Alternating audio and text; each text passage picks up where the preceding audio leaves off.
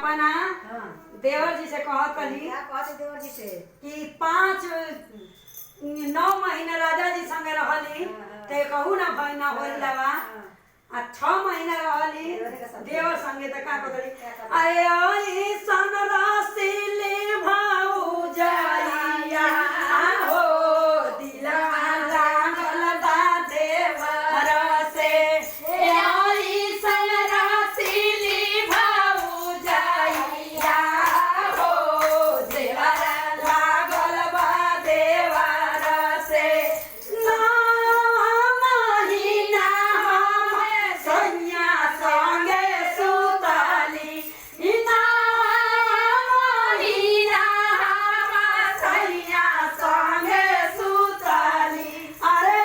कहू ना भइले होरी लावा हो दिलवा लागल बा देवर से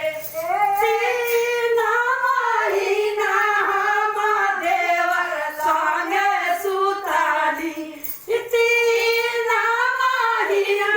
हम देवर संगे सुतली अरे तीन गो भइला होरी लावा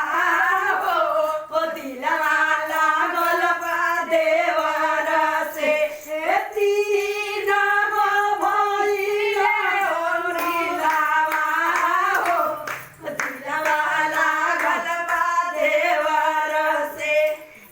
एगो कायन तू हो एगो के मान तू अरे एगो के नाम अवधेशवा हो दिलवा लागल बा देवर से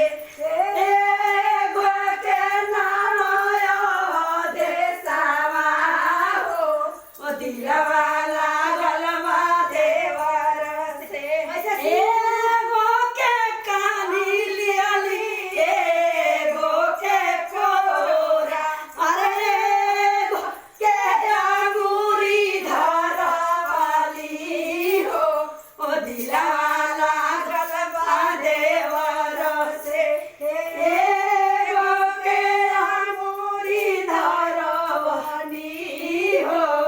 दिलवा लागल बा देवर ऐसे श्री गुरु मम्मी हो कानी लियली पापा हो कोरा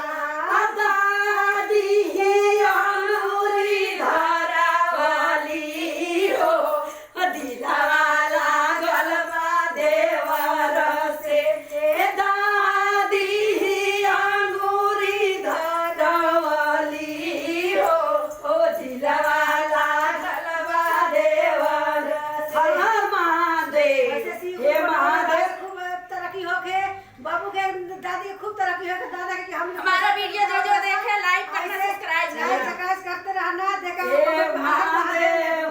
ऐसे 5 जना आवे 5 जना खूब घर जा घर खूब घर भरो हे महादेव ऐसा ही बाबू हमारा वीडियो अच्छा लगा तो लाइक जरूर करिएगा हम लोग आगे में बढ़ेगा प्यार लाइक करिए सब्सक्राइब करिए कमेंट करिए हर हर महादेव लिखिएगा हर हर हर हर महादेव अब देखिए कर दो